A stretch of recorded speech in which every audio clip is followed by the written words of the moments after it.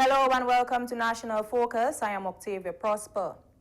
In the headlines, over 300 applications approved for the construction of new homes. Digital transformation project to fast-track development of digital economy. And 25 new officers to be employed at the Dominica State Prison. The details of the headline stories and more when we return.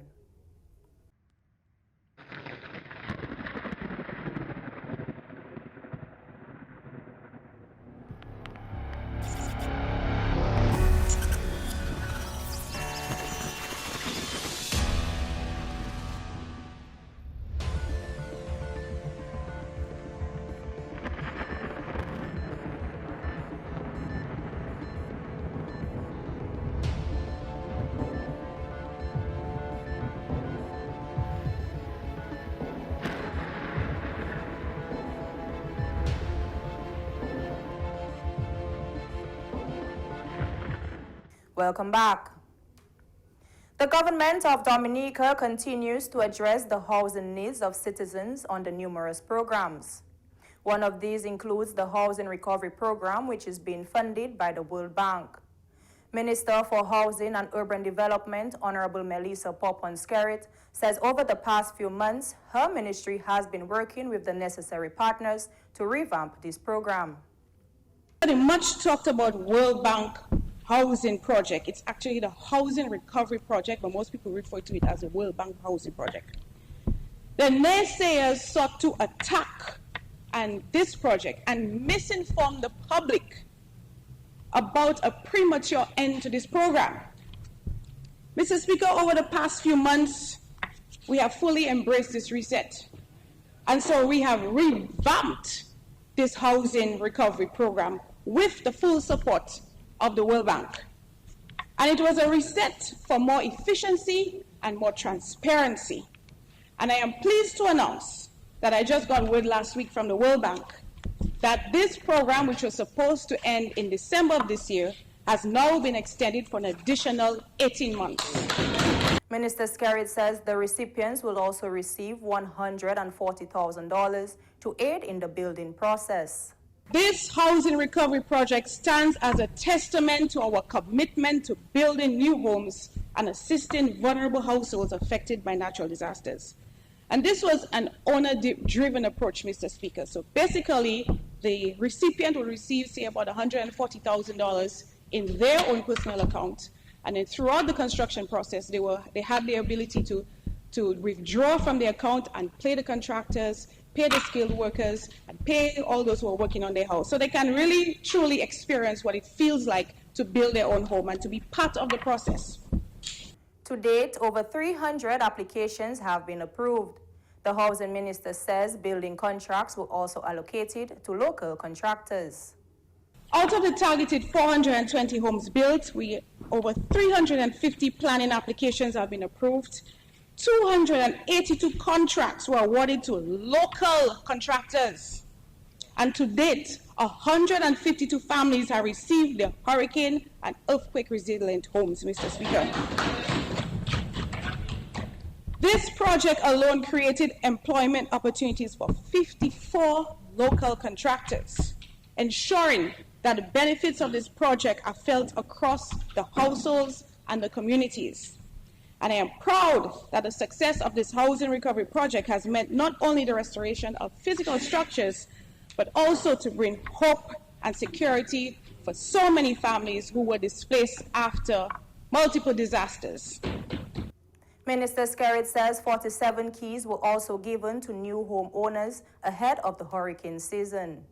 In light of this hurricane season, we fast-tracked. Actually, we didn't even have an official handing over ceremony, but because we wanted people to be safe, we handed over keys. 47 keys were given out to new homeowners just a few weeks ago in order to ensure that they have a safe space during this hurricane season. Additionally, Mr. Speaker, we also fast-tracked 11 homeowners were handed keys to their fully reconstructed homes in the Grand Bay area. Additionally, under the EDF program, 18 new homes have just been completed, and we will be officially handing them over very soon. Government will also construct an additional 327 homes in this fiscal year, including the relocation and resettlement of some residents of Good Hope, Saint-Sauveur, Petit-Soufrière, and Campbell. The development of the digital economy remains a priority for the government of Dominica as the rapid evolvement of technology continues. Minister for Public Works, Public Utilities, and the Digital Economy, Honorable Fidel Grant, says because government understands the importance of the use of technology for economic development, the Digital Transformation Project was launched.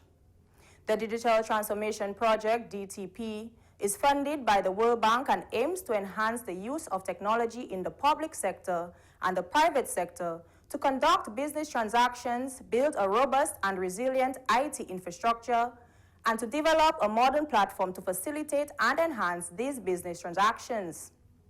The development objectives will contribute to increased access to digital connectivity, digital public services, and the creation of technology-enabled businesses and jobs in Dominica. The Digital Transformation Project will target each development sector, making business transactions more efficient. This is why, through a loan of $28 million, in what this government is calling the Digital Transformation Project, we are seeking to develop this sector. Through the Digital Transformation Project, for example, the tourism sector, which we have already implemented what we call the e-card, the online immigration and customs card. Mr. Speaker, later on in this fiscal year, we will be installing and implementing e-gate. What this simply is, Mr. Speaker, you swipe your passport and you go to customs to clear your baggage. Mr. Speaker, what this means is that immigration now has less work and the visitor experience is enhanced through technology. The Digital Transformation Project has 3 components which will prepare public officers with the skills required to work in a digital space. This project has 3 main components. Component 1 will strengthen the framework that will allow for modernization of the public service to deliver across the entire government system. The second component will leverage on the first component, enabling the digital environment to adopt technologies that will deliver to a group of high-priority services and citizens. The third and final component will introduce a comprehensive package for education, training, and initiatives that will prepare the public officers and citizens to efficiently function and be productive in the new transformative digital paradigm. One of the key elements that government has focused on for the development of the digital economy is digital literacy. Over the last several months, the ministry has embarked on several training programs for public officers, the elderly, the youth, and for citizens to ensure that they are able to function and be productive in this sector. In the last fiscal year, Mr. Speaker, we commissioned a total of 15 innovation hubs across the country. Mr. Speaker, these state-of-the-art hubs are equipped with training equipment that would breed a new cadre of young professionals within the industry. To date, we have trained hundreds of citizens across various fields, including web programming and development. The digital hubs will also provide citizens with an opportunity to present their ideas to stakeholders in the digital economy. The Digital Transformation Project will also introduce a new taxing system which will allow citizens to file taxes in real time.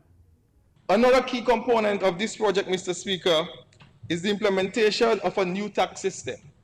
What this means, filing your taxes and viewing your taxes in real time, Mr. Speaker, and that also will reduce the cost on the Inland Revenue, Mr. Speaker, in terms of the manner in which they deal with customers.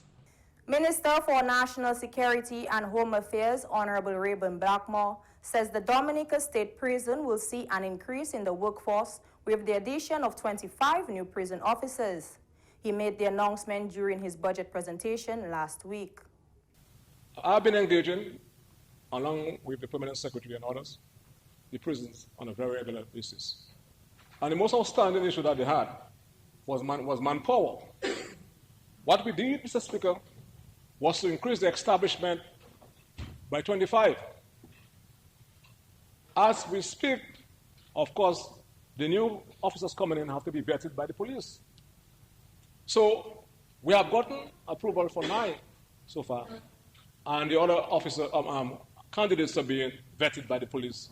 And we're hoping in the next couple of months to have the 25 officers that we're speaking about.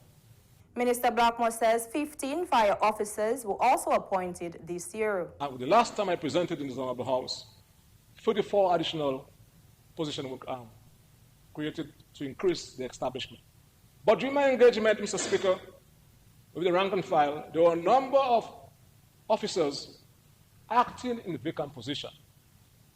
What we found, Mr. Speaker, because very often they like to blame the Prime Minister's Secretary, that people were not being appraised.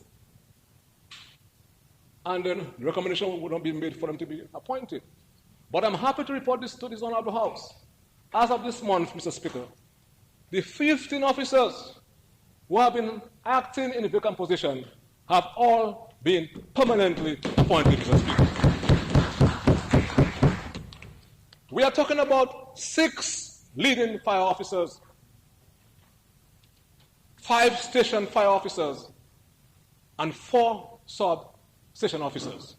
And this is what the Labour Party is all about, because if we want people to change their mindset, we have to improve the condition of work, Mr. Speaker. And that is what we are doing, creating the environment, Mr. Speaker. Minister Blackmore says government will also engage 2 additional magistrates at the magistrate court. He believes it is of paramount importance to have an effective administrative structure within the court. We, as we speak, shall be, Mr. Speaker, engaging 2 additional magistrates.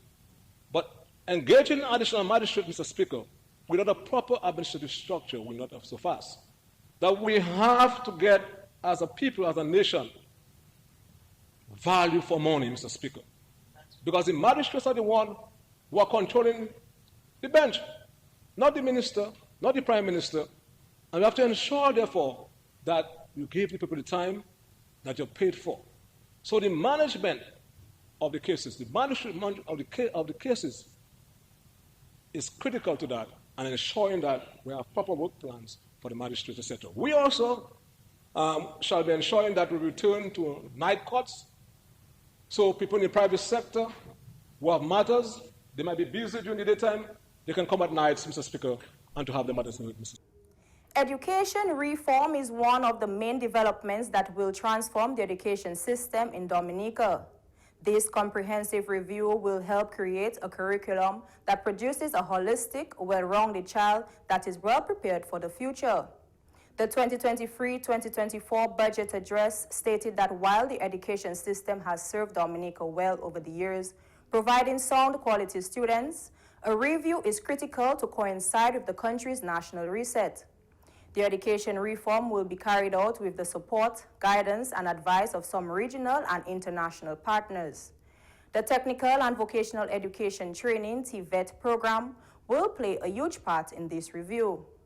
The paradigm shift is required to take advantage of opportunities in the ever-changing world. This fiscal year, greater emphasis will be placed on the technical vocational training. In preparation for this shift, the Dominica TVET Council has accelerated efforts to ensure that Dominica can issue national vocational certificates that are recognized regionally. A national audit conducted by the Council to identify CVQ qualified persons on the island revealed that we have 13 master trainers, 210 CVQ assessors, 5 verifiers, 21 trained teachers in competency-based education, and 66 TVET teachers. The Council has also delivered its first assessors and verifier training program to 15 participants from various industry areas. TVET has played a huge role in transforming the education sector and will play an even bigger role as the ministry looks to implement more of these programs in the review of the curriculum. All public secondary schools are exposed to at least one TVET subject. In the 2022 CSEC examination, Dominica received an average of 89% pass in 12 TVET subjects. Mr. Speaker, the new academic year brings new prospects for TVET in Dominica. We are looking forward to the start of construction of the new school at Goodwill, which will serve as a center of excellence for technical vocational training funded by the People's Republic of China.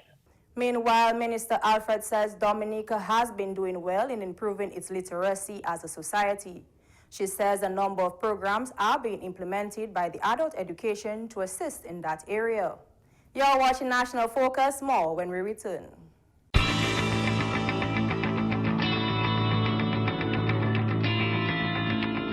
Welcome back.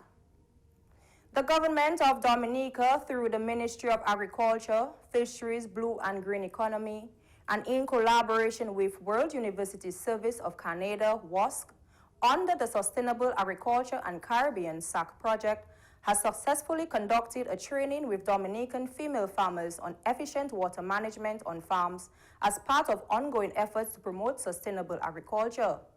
The training focused on the importance of efficient water management, landscape design, irrigation methods, and water conservation practices on farms. Country coordinator for the OECS Sustainable Agriculture in the Caribbean SAC project is Nadia Paquette Anselm. She believes Dominica's resources need to be managed efficiently to avoid deterioration. WUS Caribbean saw this initiative as one that is critical and pivotal for the success in terms of the approach to agriculture, particularly as it relates to the efficient use of water and the management of our resources. We have soil, we have water as a country, but in agriculture, if it's not managed efficiently, we can of course have deterioration of the same. We also have weather patterns, and with climate resilience and the approaches of the weather, as we can see today, we need to ensure that there's efficient use of those resources. Local soil scientist Dr. Al Mario Kazimi emphasized the importance of knowing the different soil types when farming. The first concept and take-home message here is basically understanding your soil types and what properties that they bring to them in terms of the management and how much water will they absorb and infiltrate in terms of water efficiency use. So understanding your soils, feeling your soils, understanding it, is it gritty? Is it sticky when wet? Is it sandy? So we bring in the concepts of soil texture and soil structure. And basically, the concept of soil texture just looks at the relationship between the different particles of the soil. Your gravel, your sand, your silt, and your clay particles. Regional Climate Smart Agriculture Specialist Alvin Murray says a proper balance is needed in the soil for the production of crops. You must maintain a good balance of air and water in your soil. If your soil has too much water, the plants will not do well. So when you raise the point that you have so much water, I'm saying you're going to learn today how you can manage it. The other facilitator was Mr. Vince Morgan, a hydroponics farmer who demonstrated the use of drip line irrigation as an effective technique for efficient water management. This method minimizes water waste and promotes targeted water delivery to plant roots. Government remains devoted to the holistic development of every citizen. Despite the global challenges imposed on the economy, government has secured its social safety net programs and social protection mechanism to assist the most vulnerable in society. The Ministry of Health, Wellness and Social Services has implemented several measures aimed at creating and maintaining an enabling environment focusing on principles of intervention, empowerment, prevention, protection, and partnership for social services. The design and implementation of these social protection programs in Dominica take into account the economic, legal, administrative, and physical obstacles that individuals face in accessing social protection, giving particular consideration to the needs of those groups which face added obstacles, including women, children, persons with disabilities, the elderly, indigenous peoples, and the marginalized. Mr. Speaker, government has embraced efforts to facilitate the sustainability and reliability of these programs. Dr. Williams says these strategies will create opportunities to improve the quality of life of the poor and vulnerable. The strategic plan of the ministry, Mr. Speaker, articulates our vision as a resilient and empowered people contributing to Dominica's holistic development. And the mission stipulates our mandate, which is the enhancement of the quality of life for the Dominican population with specific focus on the vulnerable and people with disabilities.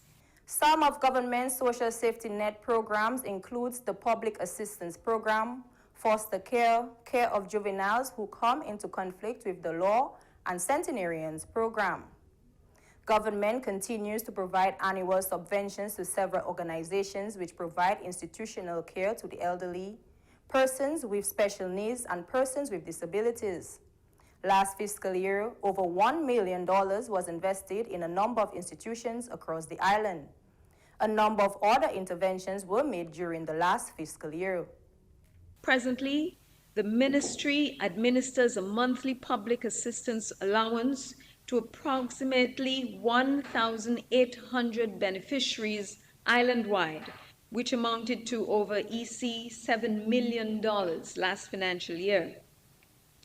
In administering the public assistance program, the Department of Social Services works collaboratively with the Ministry of Finance, which is responsible for administering the government's non-pensionable contributions to over 2,600 senior citizens who are 65 years and over.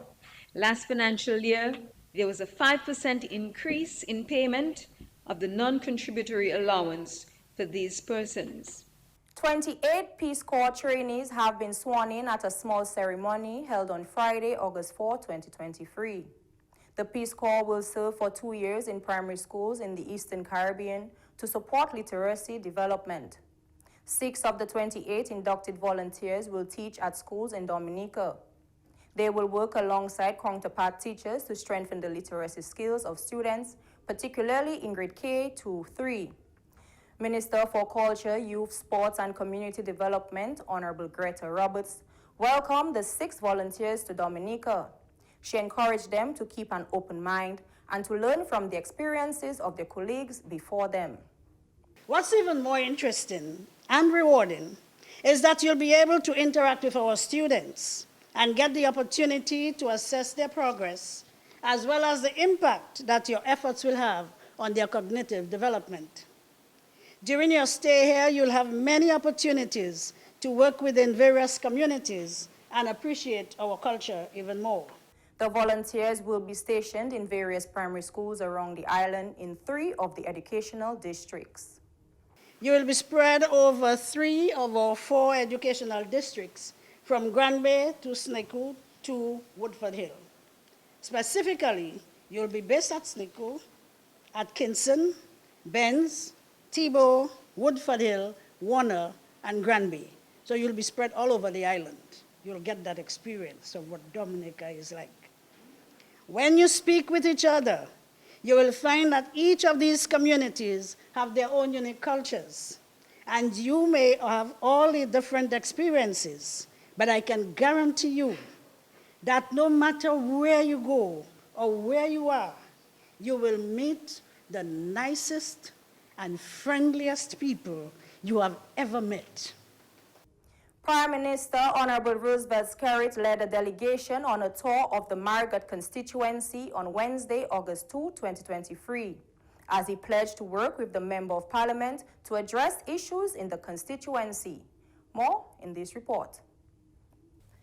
The Marriott constituency, located in the northeast of Dominica, is the birthplace of many prominent Dominicans, including former international cricket umpire Mr. Billy Doctrove. Marriott is home to Dominica's premier gateway to the outside world, that is the Douglas Childs Airport. In recent times, the Labour Party administration has invested heavily in the infrastructure development of Marriott, with major projects such as the new Marriott Hospital, the Will Strathmore Stevens Primary School, the refurbishment of the Fisheries Complex, and the new Doris Musgrave Health and Wellness Center, and the construction of new homes at Melville Hall. On Wednesday, August 2, 2023, Prime Minister Honorable Roosevelt Skerrit led a cabinet delegation on a comprehensive tour of Marriott to see first some of the challenges facing the community at this time. Parliamentary representative for the Marriott constituency, Honorable Anthony Charles, is pleased with the visit of the Prime Minister. We all know we have to work with the present government, and if or maybe we are willing, I know this community and this constituency, Marriott and Concord, to a wider extent, is willing to work with this present administration to move this constituency forward. Prime Minister Skerrit has pledged to work with the Marriott MP for the development of the constituency. I have given, and I want to give again the PAL rep my firm commitment to continue to work with him as he seeks to bring increased opportunities and addressing some of the concerns of the residents of his constituency. The Prime Minister says many solutions have been identified to deal with certain challenges, to include storm drains. I have already directed with regards to the clearing of the storm drains and hoping that the equipment can come in as early as Friday of this week, and then to do the estimates for the concreting of those storm drains to address the problem long term. Farm access roads will also receive attention. In respect to Kayambok, we have estimates for that, but the others we have to send in people, and the technical folks from the Ministry of Public Works will come in tomorrow to do the estimates for those farm roads, and of course there's a firm commitment on my part to addressing the condition of those farm roads on a phased basis, on the advice of the agricultural officer here to tackle the more critical sections, to allow easier access to the farms and the farm roads. The government of Dominica, with assistance from the government of Japan, has recently refurbished the Marriott Fisheries Complex. It's a very huge investment that the government has made there. No doubt it has enhanced fishing in the Marriott, Kalalago territory, Kalibishi area. But we all agree that more can be done there to enhance the economic and social opportunities for the residents, and not only Marriott, but the greater northeast of Dominica. Meanwhile, Deputy Chairman of the Marriott Village Council, Mr. Brian Linton, is pleased with the visit of the Prime Minister. We welcome the visit of the Prime Minister and his, part of his cabinet to the village today. And as the Prime Minister said, we look forward to the fulfillment of the promises made, the commitment that he gave to the development of the village. And so we look forward to that, because as you heard from our parliament, we are willing to work with the government to assure that we get the type of development that we are looking for. The parliamentary representative for Marriott says it is now time for his constituency to move forward. We will take his word and make sure he meets his promises for sure on this financial year and other financial. As you all heard that for 5 years, so you know election is the next 5 years. He said that, not me. So for this term, 5 years as he said, we're going to try to do the utmost best to move this constituency forward with the help of this administration. Prime Minister Skerrit has pledged to return to Marriott in September to push forward the development agenda. Octavia Prosper, reporting for the Government Information Service. And that's all for this edition of National Focus. Be sure to follow GIS Dominica on Facebook, YouTube, and on Twitter. You can also drop us an email at gis@dominica.gov.dm. From all of us here on the GIS News Production team, I am Octavia Prosper. Thank you for watching and stay safe.